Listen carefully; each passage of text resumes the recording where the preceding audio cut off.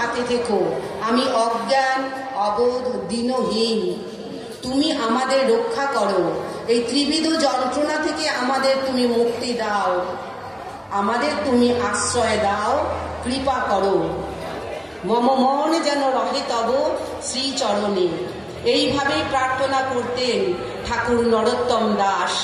তিনি বলতেন, না ঠেলিও রাঙা পায়, তোমা বিনা কে আছে আমার। এই যে তোমা বিনা কে আছে আমার, মম মন যেন রহে তব শ্রীচরণে, এটাই হচ্ছে বিশেষ মিনতি। এই মিনতি হচ্ছে বিশেষ প্রার্থনা, যাকে বলে আত্মনিবেদন। আমরা সকলে এইভাবে প্রার্থনার দ্বারা আমরা আমাদের নিজেদেরকে তার শ্রীচরণ তলে আত্মনিবেদন করব। তিনি তখন আমাদের এই সঙ্গে এসে আমাদের মন, আমাদের সকলের একাগ্রতা, আমরা কিভাবে শ্রী শ্রী গুরুদেবকে স্মরণ করছি, তিনি সেইটা লক্ষ্য করে তিনি আমাদের এই সঙ্গে বসে আশীর্বাদ দিয়ে থাকেন।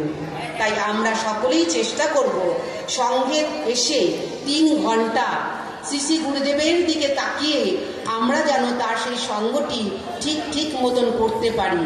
গুরুদেব এই সঙ্গের মধ্যেই আমাদের আশীর্বাদ করবেন, আর আমরা সকলেই সেই আশীর্বাদ মাথায় নিয়ে আমরা সংসারে যাব। সংসারের সকলের মধ্যে, সংসারে যারা রয়েছেন সকলের মধ্যে তার বাণী আমরা ছড়িয়ে দেব। এইভাবে আস্তে আস্তে আমরা প্রতিটি মাই তার নির্দেশ মতন আমরা আদর্শ মা হব এবং আমাদের সংসারটি হবে আদর্শ সংসার।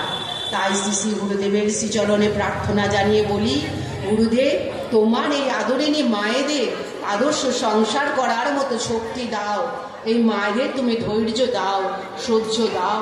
আমরা সকলেই যেন তোমার চরণ তলে এসে আমরা তোমার কাছে এইভাবে নিবেদন করতে পারি। শ্রী গুরু জয়, শ্রী গুরু জয়, শ্রী গুরু জয়।